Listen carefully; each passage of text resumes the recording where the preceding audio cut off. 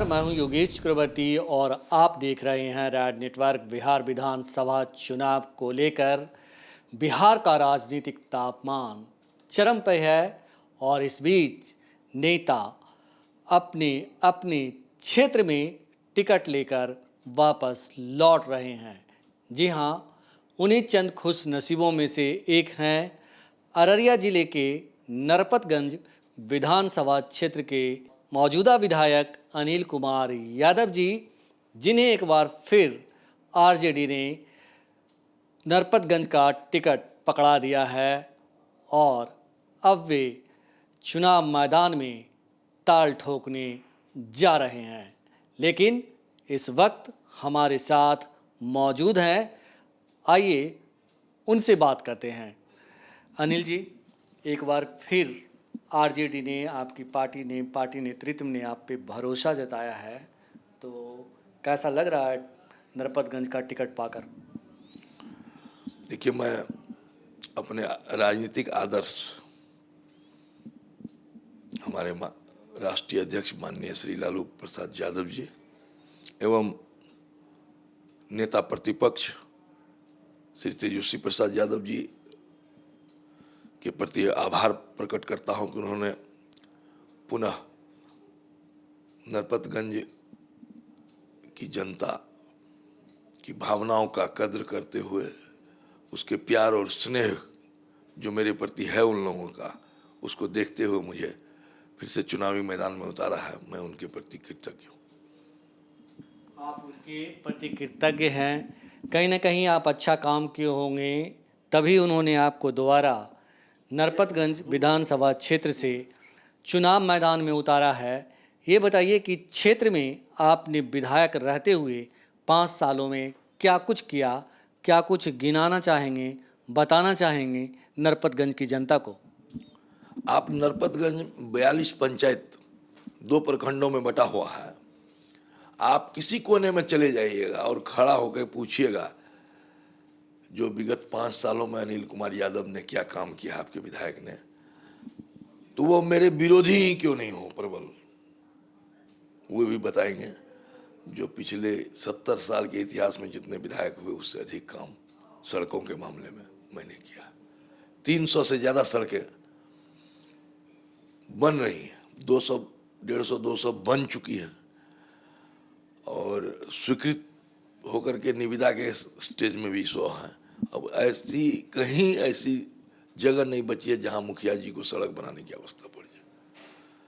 मैंने सड़क बनाने का ऐसा काम किया और लोग बताएंगे भी।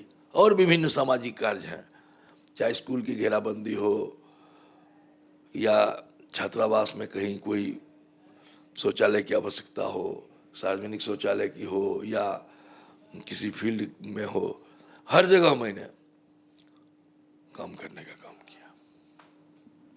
तो हर फील्ड में काम करने का काम किया है आपने। ये बताइए कि आज ये विधायक 5 सालों में आपको इस तरह की भी दिक्कत हुई कि आप जो अपने क्षेत्र में करना चाहते हों वो नहीं कर पाए, क्योंकि यहाँ पे विरोधी दल वाली सरकार है और जो है सरकार नहीं चाहती कि मतलब हमारे विरोधी को कोई माइलेज मिले, पब्लिसिटी मिले, तो इस तरह की दिक्कत हुई इन 5 सालों में? देखिए, कानून सबके लिए बराबर होता है। जो नियम होता है, जो लगातार परिश्रम करते हैं उसको फल मिल जाता है। लेकिन कुछ एक क्षेत्र जो ऐसा है नीतीश जी के सरकार में, ये कंप्लीट, ये क्या कहते हैं, प्रशासनिक पदाधिकारियों की सरकार, ये नेताओं की सरकार नहीं है। यहाँ लोगों की बात नहीं सुनी जाती है। यहाँ लाल फीताशाही है और भ्रष्टाचार तो चरम पर है। उसको रोकने के लिए यदि आप कहे जन आंदोलन कीजिए, जन आंदोलन करने के दौरान जब रोड पर आता है तो उस पर केस होता है। आप उन नहीं कर सके। प्रजातंत्र में ये अधिकार है, प्राप्त है लोगों को विरोध प्रकट करने का, लेकिन विरोध प्रकट कीजिए तो आप पर केस मुकदमा करवाया जाएगा। कहते हैं नीतीश जी, न मैं किसी को फंसाता हूँ न किसी को बचाता हूँ। ठीक है, फंसाइए नहीं, फंसाना चाहिए भी नहीं किसी को, लेकिन यदि आपका लाल फीताशाही में किसी निर्दोष आदमी को फंसाया जाता है तो उसको भी देखना आपका काम है, आप बचाइएगा कैसे नहीं। और जब हमारे सूबे के मुख्यमंत्री कहेंगे जो बचाएंगे नहीं, तो वो निर्दोष को कौन बचाएगा? तब मेरी बात कौन सुनेगा? एमएलए एमपी की बात कौन सुनेगा? जब मुख्यमंत्री प्रधानमंत्री ऐसी बात करेंगे तो ये और उस लाल फीताशाही वाले उन लोगों का दिमाग चरम पर है, भ्रष्टाचार चरम पर है। छोटा सा काम लेकर के जाइए, भ्रष्टाचार आपको सुनेगा नहीं, कोई सुनने के लिए तैयार नहीं है। कुछ वर्ग सड़क वाले में तो हम लोगों ने जैसे तैसे निपटाया, लगा रहा मैं, दूसरी तरफ ध्यान नहीं बटा सका। भ्रष्टाचार के खिलाफ लड़ाई होनी चाहिए थी, नहीं हो सकी, उसमें लग जाते तो फिर सड़कों का भी तो निर्माण नहीं हो पाता। और हमारा जिला और हमारा भी क्षेत्र, कुछ भाग हमारा, हम लोग का उत्तरी सीमा नेपाल है। नेपाल से हर छोटी बड़ी नदियाँ, मैंने कई बार मेमोरेंडम दिया इनको, समीक्षात्मक बैठक हुई मुख्यमंत्री की, उसमें मैंने बार बार कहा जो वो होता है उसका निदान का कुछ सोचिए आप। कहीं कहीं जल जमाव की समस्या है, उसके निदान की बात सोचिए। तो इस सारा फोकस है नीतीश जी को, जो अपना चेहरा चमकाने के लिए जो करना है वही करेंगे, वो आम जनता से कोई मतलब नहीं।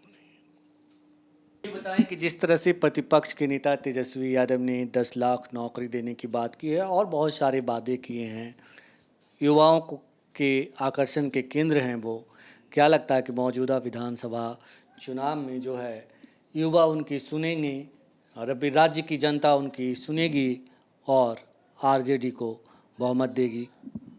निश्चित रूप से सुनेगी। आप जाइए, आप मीडिया के लोग हैं, स्वतंत्र होकर के देखिए। आप लोगों में एक नया आशा का संचार हुआ है। हमारे जो नेता हैं, पूरी दुनिया में कहता हूँ मैं, इतने कम उम्र में इतना नौजवान कोई नेता नहीं है।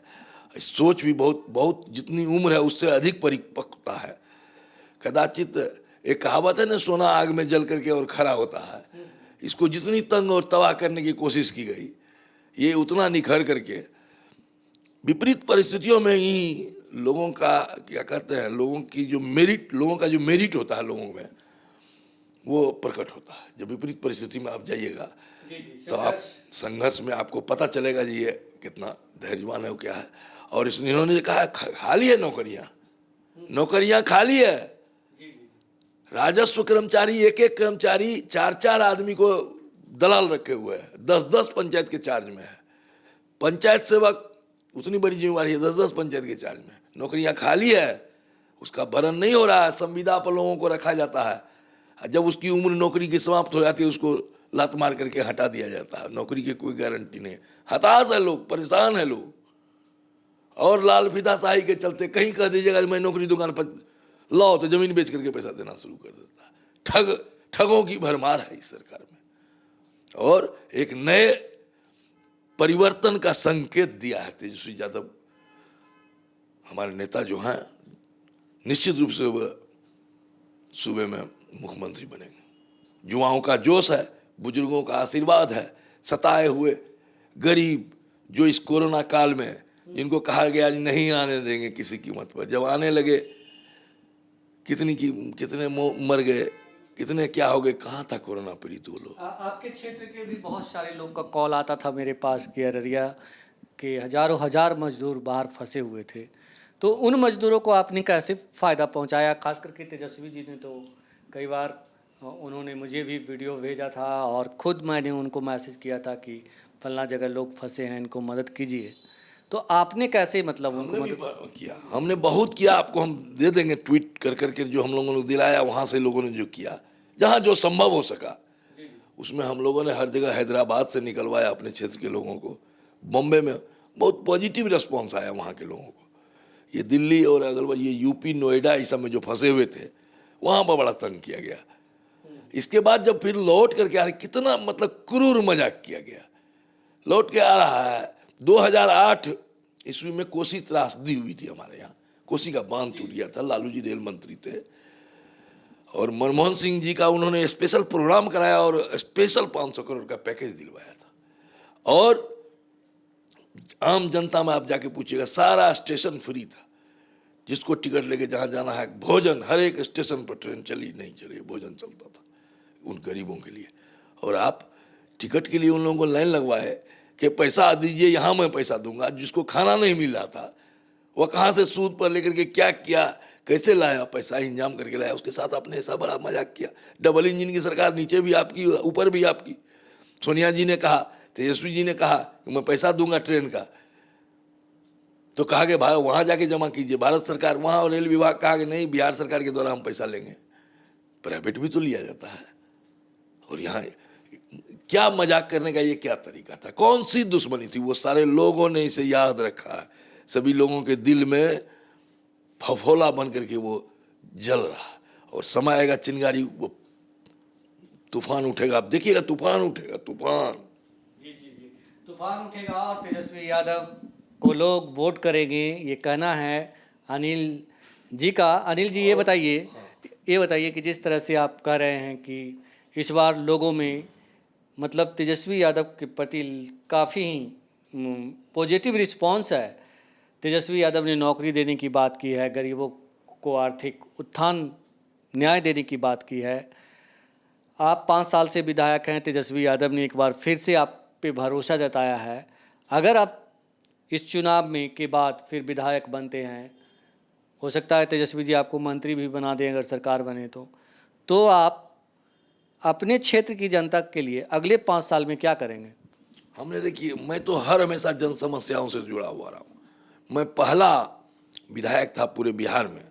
जब कोरोना हुआ तो मैंने माननीय मुख्यमंत्री जी को मेल किया, पहले जिला पदाधिकारी को लिखा, जो आप हमारी वो मुख्यमंत्री क्षेत्रीय विकास की राशि से आप 25 लाख रुपया आपका सामान कोरोना से बचाव के लिए दीजिए।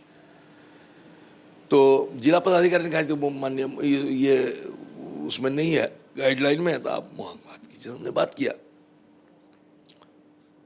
तो 25 लाख के बदले फीस तय हो गई, तब सब लोग देने लगे। तो 50 लाख का, ठीक है 50 लाख काटेंगे, लेकिन 50 लाख यदि आप किसी क्षेत्र, आप मुख्यमंत्री क्षेत्रीय विकास की राशि जो विधायकों को मिलती है, तो उसकी अनुशंसा पर आप उसके विधानसभा क्षेत्र में करते हैं। आपने यहाँ से क्या नहीं है, 50 लाख रुपया हम काट के यहाँ लाएंगे, और किसी हम लोगों के क्षेत्र में एक नया पैसा का योगदान नहीं दिया गया। दर्जनों, कहीं नहीं है। क्या हुआ, नहीं हुआ, कहाँ कराए, वो नहीं कराए, उतने पैसा से आप एक अस्पताल बना देते हैं हर जगह।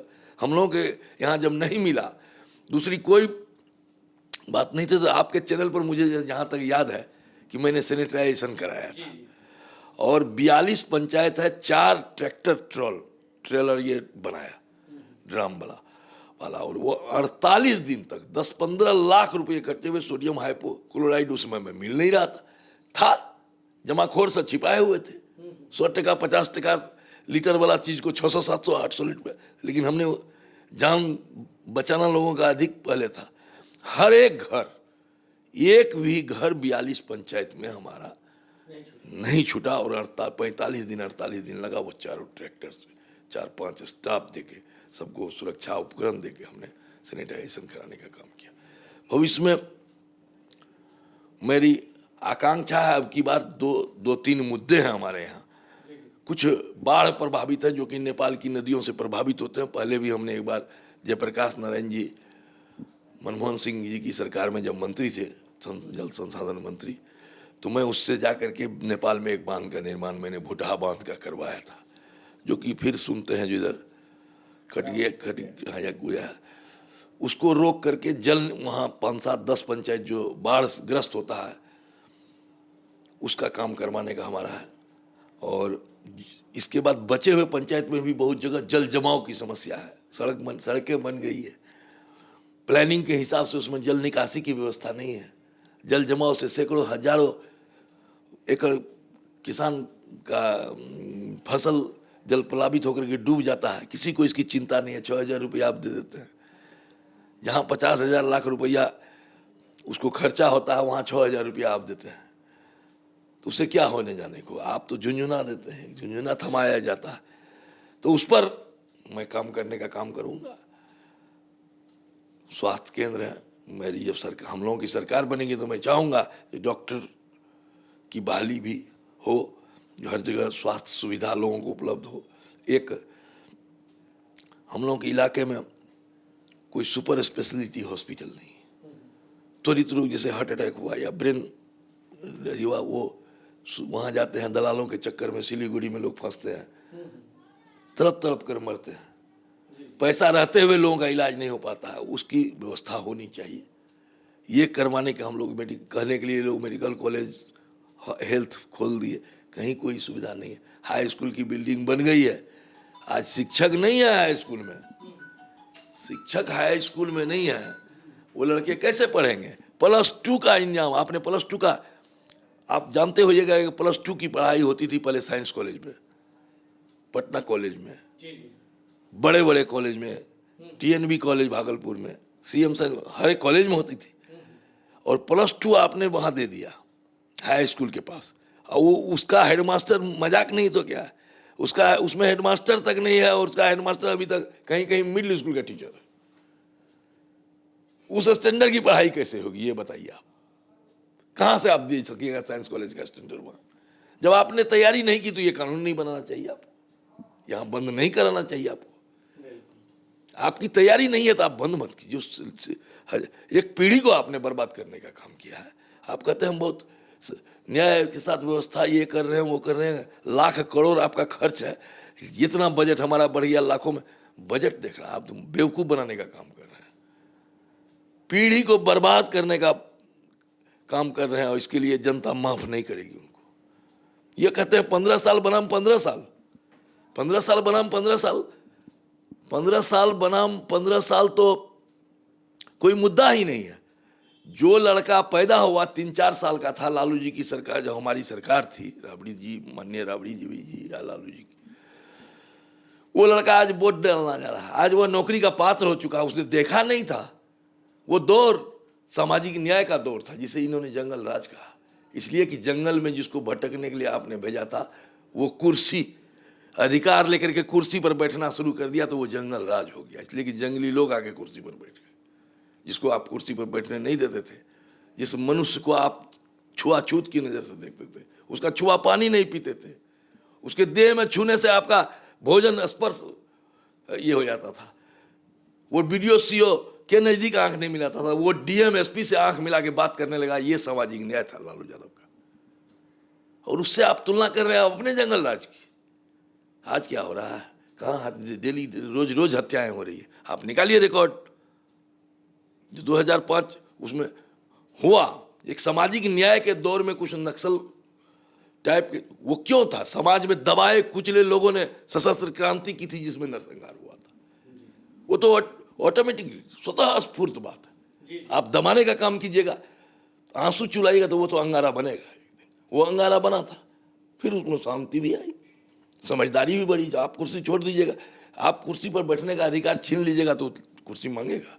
और कुर्सी छीनने की बात, जब उसको हक हिस्सेदारी अपने भाई को नहीं दीजिएगा तो वो तो मार करेगा। कहा वो पांडवों ने कहा था, दो न्याय अगर तो आधा दो, उसमें भी अगर कुछ बाधा हो तो दे दो, केवल 5 ग्राम रखो अपनी धरती तमाम।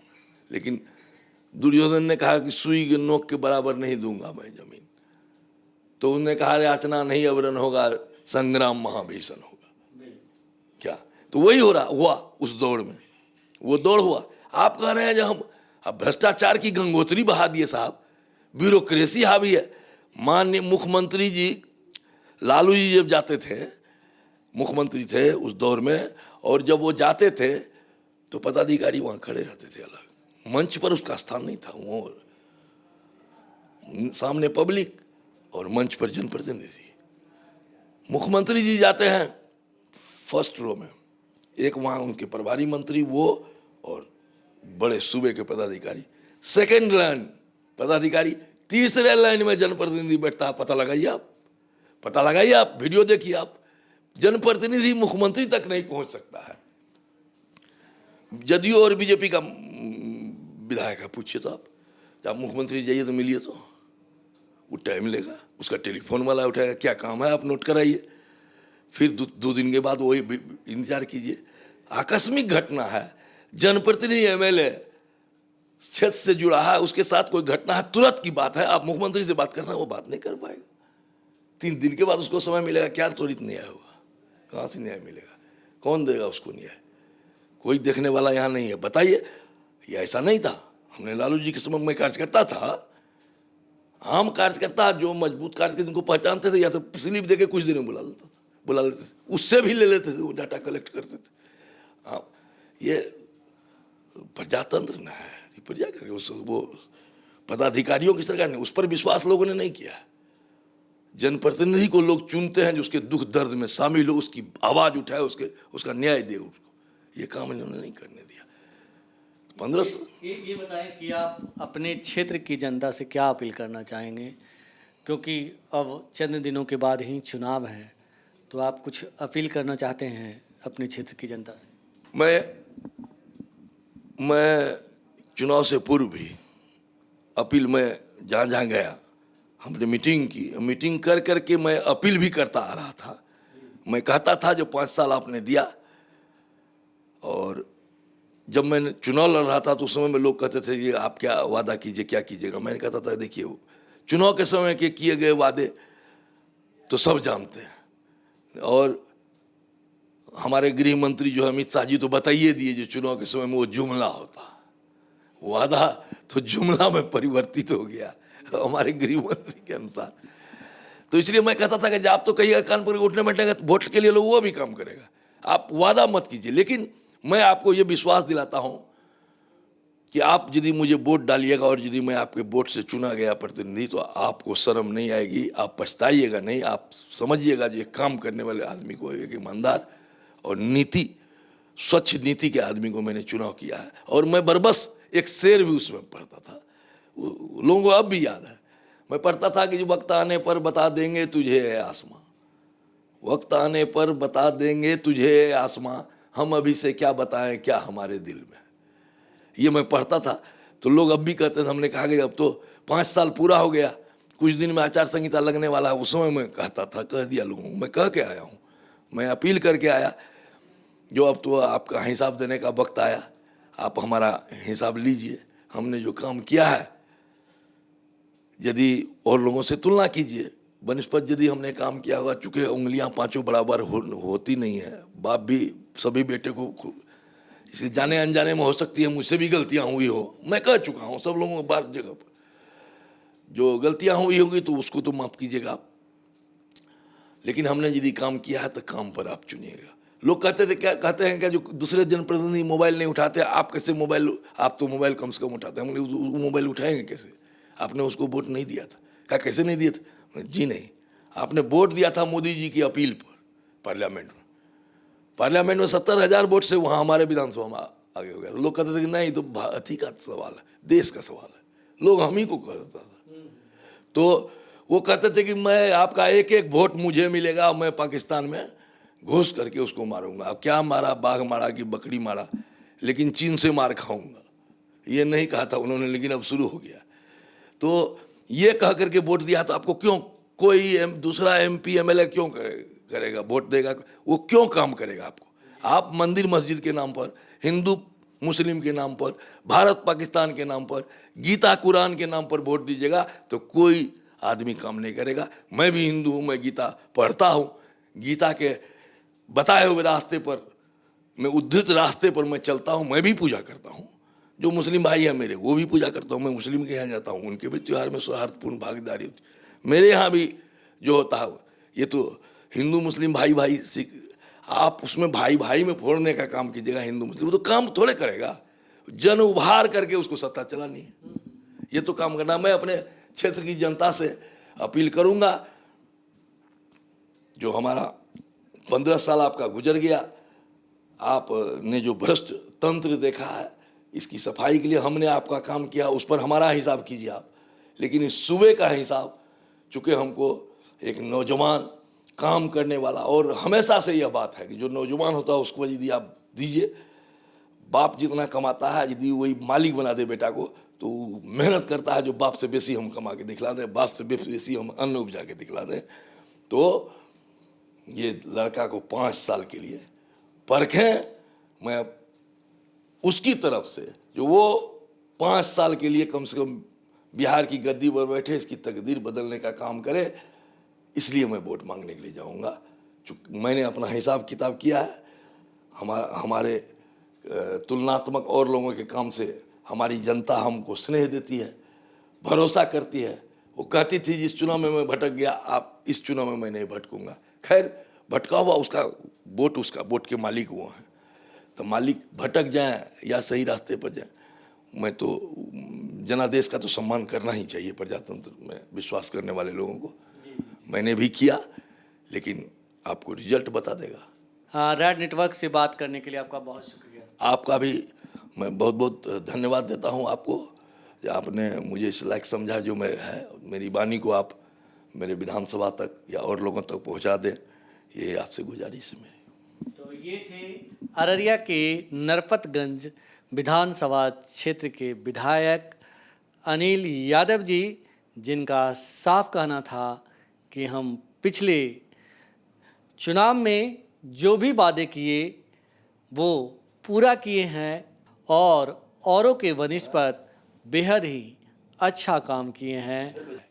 योगेश चक्रवर्ती, रेड नेटवर्क, पटना।